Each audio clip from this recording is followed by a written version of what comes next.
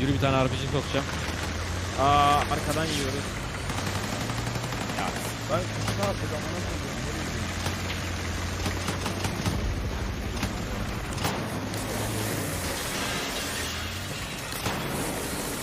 arkaya doğru gel. Özellik açtım. Özellik açtım. Özellik açtım daha hızlı şey yapıyor.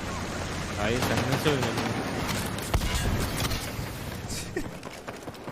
Ben nasıl ölmedim bu arada, tankın içine girdim.